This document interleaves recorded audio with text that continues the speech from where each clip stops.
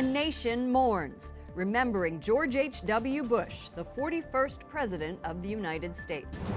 Our team coverage looks at reaction from around the country and the world. A concerned Pope. The Holy Father addresses homosexuality in the priesthood. We are at the Vatican. And a tall tale. Rio de Janeiro brings back a Christmas tradition, and it's pretty hard to miss. On EWTN News Nightly for Monday, December 3rd, 2018.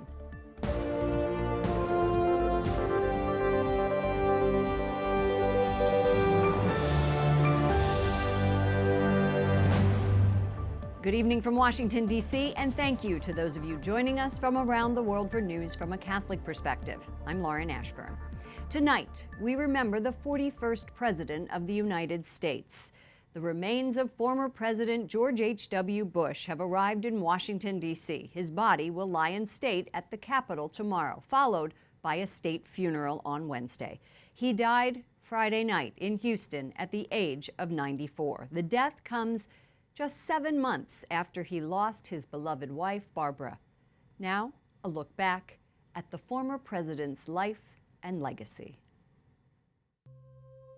George Herbert Walker Bush was born in Milton, Massachusetts on June 12, 1924, the son of a future U.S. Senator.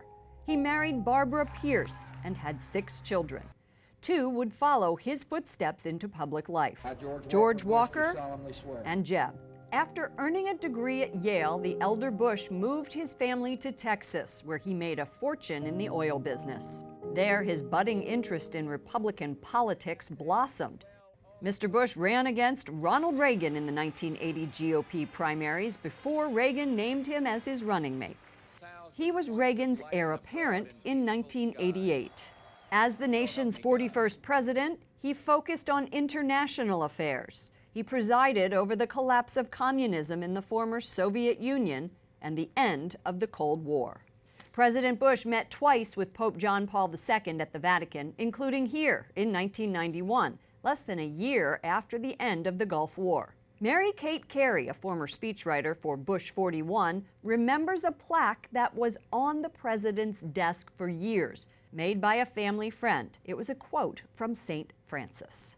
It said, "Preach the gospel at all times, use words when necessary." How beautiful. And that really defines George and Barbara Bush's faith and the action type of faith that they had. The millions and millions of dollars they raised for charities, all the people that they took in, all the crazy, house guests and friends that would get dragged over there.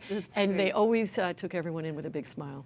Matt Schlapp was political director for George W. Bush and recalls the relationship between Bush 43 and his father. The one thing that is absolutely genuine, I will tell you, is that George W. Bush absolutely loved and revered his dad. And certainly his dad loves and reveres all of his children. But there's a special bond between that father who was a president and son was a president. We've only seen that one other time. Mission complete. That's the caption for this touching photo of his service dog, Sully, next to the former president's casket. The Bush family's spokesman, Jim McGrath, shared it on Twitter yesterday with the hashtag #Remembering41. President Trump praised George H.W. Bush for his unwavering commitment to faith, family, and country. He says the former president lived a successful and beautiful life. President Trump is expected to join other living presidents at Bush's funeral on Wednesday in Washington. White House correspondent Mark Irons reports. Good evening, Mark. Good evening, Lauren. The First Lady will join the president at that funeral. Despite previous criticism, President Trump is complimenting the 41st president and plans to meet privately with the Bush family this week as George H.W. Bush will be remembered in Washington. The military plane called Air Force One when the president flies being renamed Special Air Mission 41 as it carries the body of former President George H.W. Bush to the nation's capital today. He was a wonderful man. President Trump with nothing but praise for the patriarch of a political dynasty. I met him on numerous occasions. He was just a high-quality man who truly loved his family. One thing that came through loud and clear, he was very proud of his family. The sentiment repeated in a joint statement from President Trump and the First Lady, along with his full life of service to country, We will remember President Bush for his devotion to family, especially the love of his life, Barbara. Vice President Mike Pence promising prayers for the Bush family and commending the 41st president. He served America with distinction all of his life. Former President Bill Clinton thanked his predecessor for his great long life of service, love, and friendship.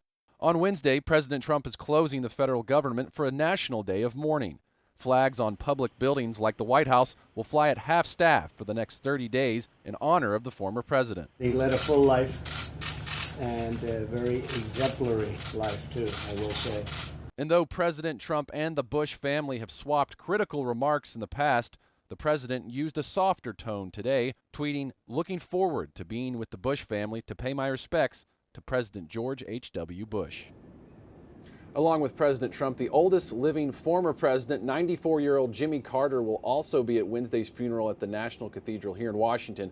On Thursday, a second memorial at St. Martin's Episcopal Church in Houston will be held, where George H.W. Bush was a member. Lauren? White House correspondent Mark Irons. Thank you, Mark.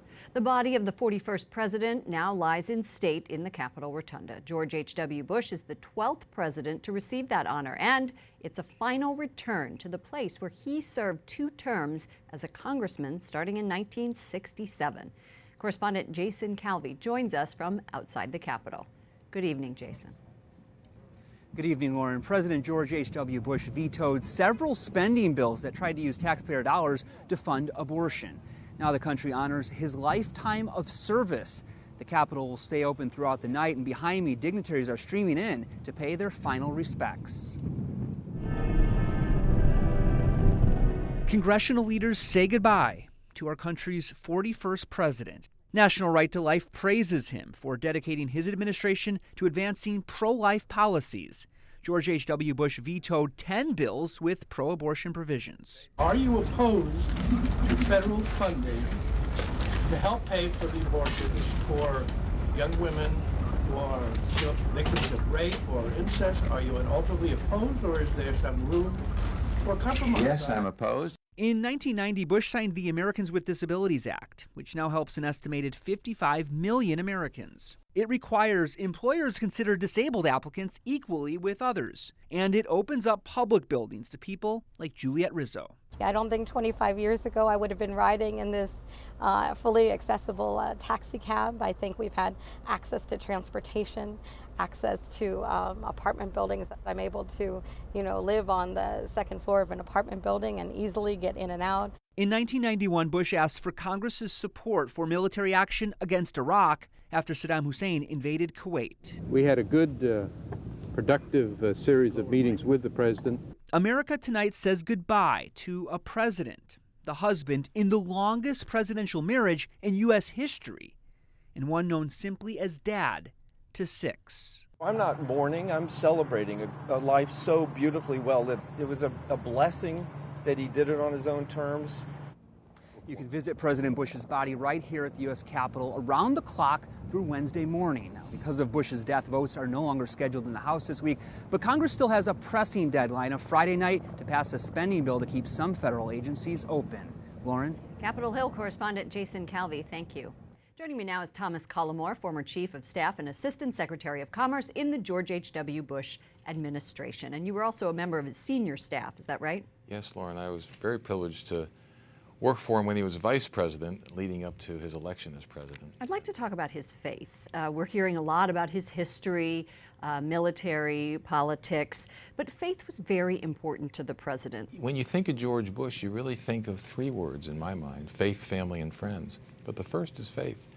And he was a man of deep faith. But he didn't wear it on his sleeve. He didn't talk about it a lot. He was a pretty reserved fellow when it came to faith. But he lived it every day. I saw it firsthand. And well, give me an example in the White House or when he was as vice president. Did his religious example influence others around him? Absolutely. You know, in the 3 years running up to being elected president, he was on the road almost constantly. We went to all 50 states multiple times, but we were always home on Sunday. Fascinating. And it was more than just to change out the laundry. So, yeah, I can imagine he would need to do that. Well, you know, volunteerism was also important to him. He established the Office of National Service. Through his Points of Light Foundation, he cultivated a sense of public service, I thought at the time, in everyday Americans that's still making a difference in this country. Wouldn't you agree? I absolutely agree. You know, he made a point of reminding people over and over again that there could be no meaningful life without an element of service associated with it. And, you know, he exhibited his faith in small ways and big ways. You know, he always cared about the other guy, as you'd say. He tried to put himself in someone else's shoes, and he was an amazingly compassionate person when people needed a hand up or a little pat on the back. Well, we saw that in the letter that he wrote to the guy who trounced him in the election, Bill Clinton. He left behind this lovely, lovely letter. You know, we know Wait, that... he didn't trounce him, though. It was closer than that. Okay, sorry, I forgot who I was talking to. I mean, who narrowly defeated him. Is that better? Okay, sorry. We know that he shunned talk of his legacy. And when I interviewed him at his library in Texas, it was at an exhibit about his son and the father-son relationship. And again, he wanted to do the interview because he really wanted to push forward the relationship between him and his son. He was not big on legacy discussions. The L word. The L word was forbidden. I've served on his library advisory board for 25 years, and for the first 24 years, we weren't allowed to talk about the L word. You know, we're coming out of our shell now. Well, I think that's because he isn't there to berate you. But you mentioned his son. I mean, family was the centerpiece of his life, and it was interesting. You know, as a staff person, I was also subjected to it.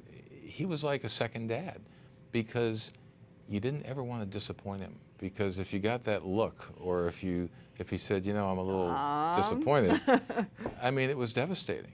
So thank you so much for taking time out to help us round out a little bit more about the man who this generation may not know that much about. Well, we're hoping this week they will learn more. Thank you. Thank you so much, Thomas Collamore.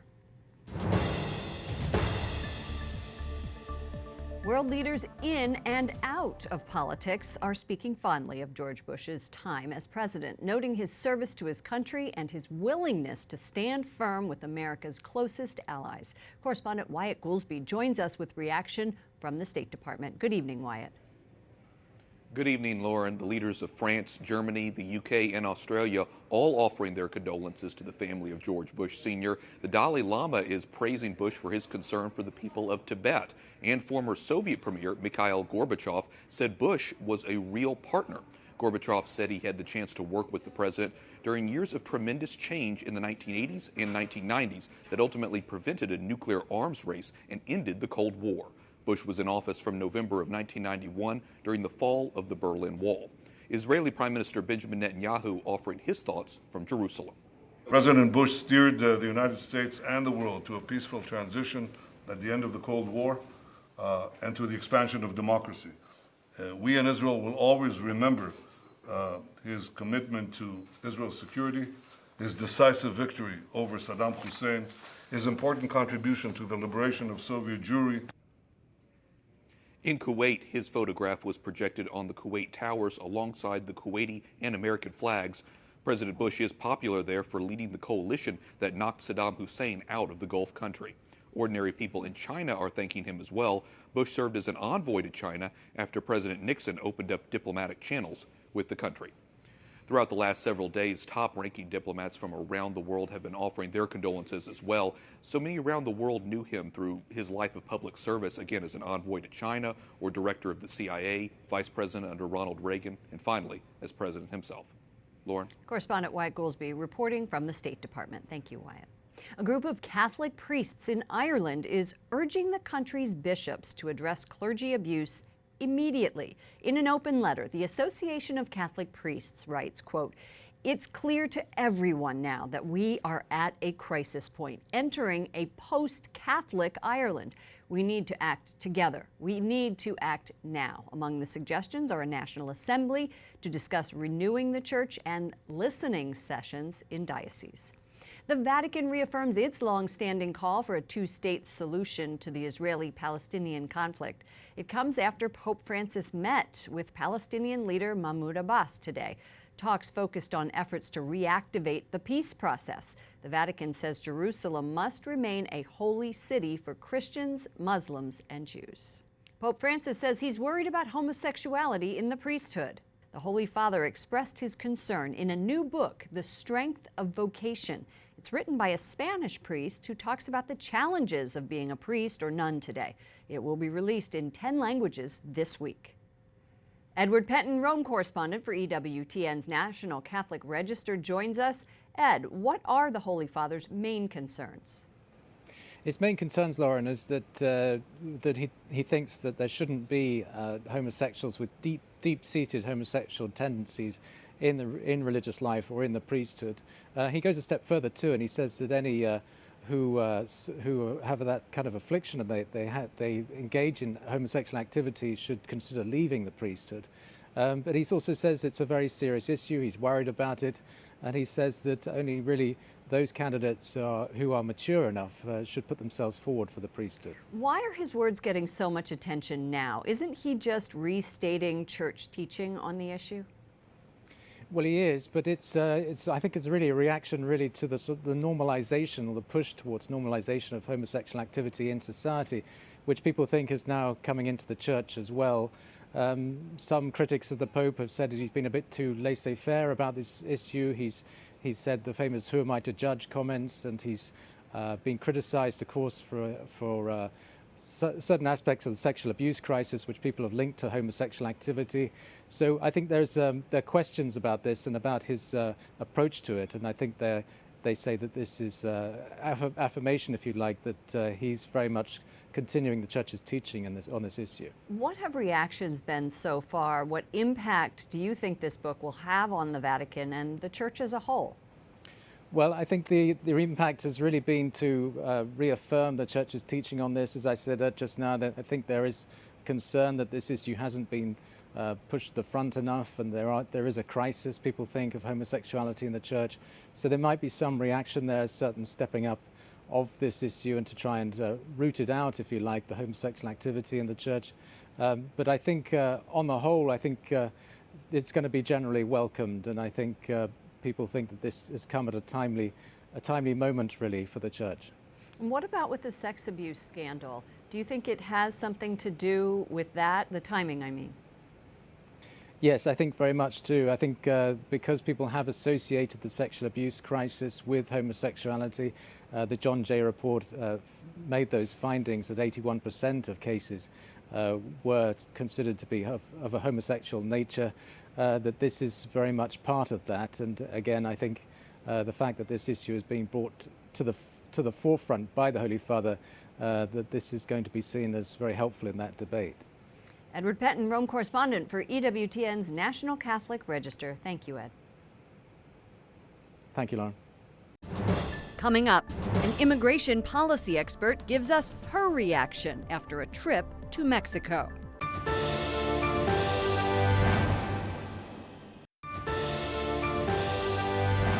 A shelter for migrants in Mexico near the U.S. border has been shut down because of unsanitary conditions. Around 6,000 refugees were housed at the sports complex in Tijuana. They have been moved to a building 10 miles further from the border. Officials say no one was forced to relocate, but food and medicine will no longer be provided at the former location. Joining us now is Theresa Cardinal Brown, Director of Immigration and Cross-Border Policy at the Bipartisan Policy Center. Theresa, welcome back to our broadcast. Good to be here, Lauren. The incoming foreign minister from Mexico has flown to Washington. He met with Secretary of State Pompeo yesterday, with Kirstjen Nielsen today.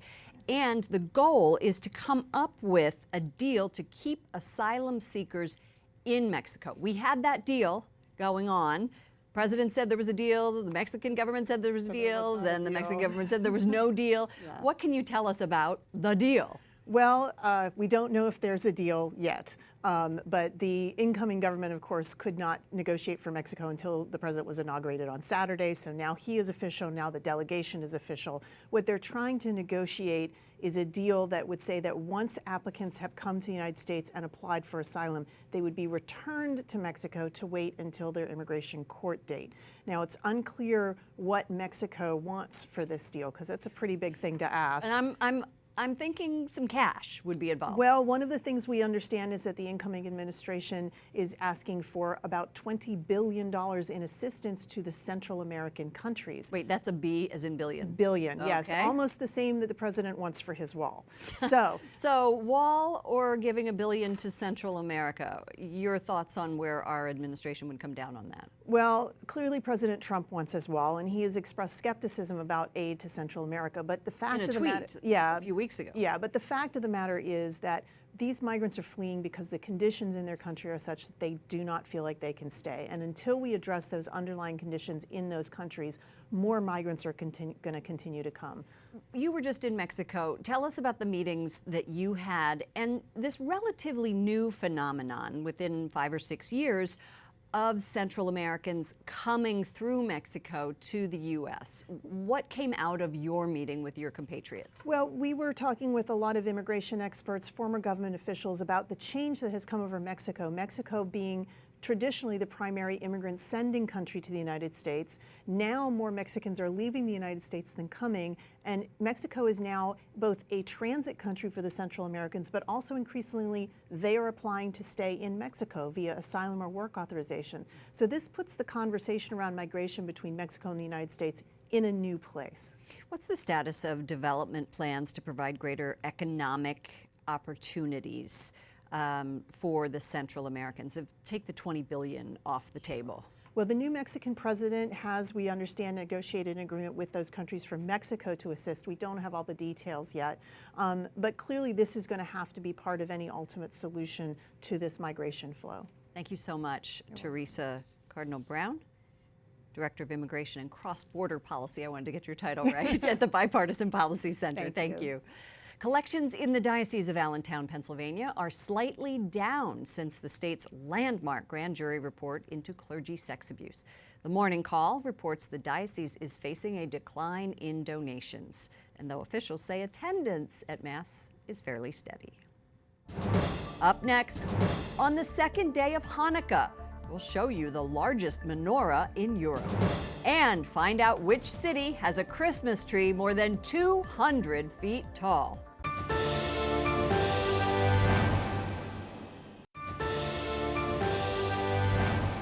Yesterday marked the beginning of Hanukkah, the Jewish festival of lights. In Berlin, officials celebrated by lighting the tallest menorah in Europe. The 30-foot-high structure stands in front of the city's Brandenburg Gate.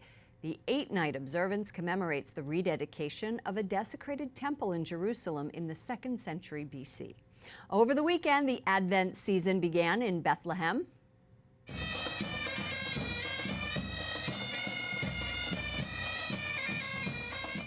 Dignitaries joined thousands of faithful to celebrate. Among those present, Father Francesco Pettone, one of the Catholic Church's top officials in the Holy Land. He led a service at the Church of the Nativity built on the site where Jesus was born.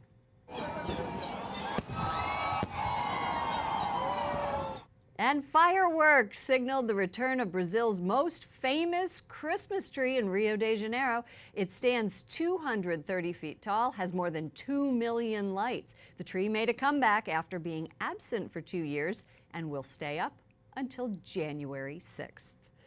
How beautiful was that? For all of us here at EWTN News Nightly, to all of you around the world, thank you for watching. I'm Lauren Ashburn. Let's keep in touch online. You can follow me at Lauren Ashburn on Twitter and Lauren Ashburn EWTN on Facebook. Good night, and God bless you.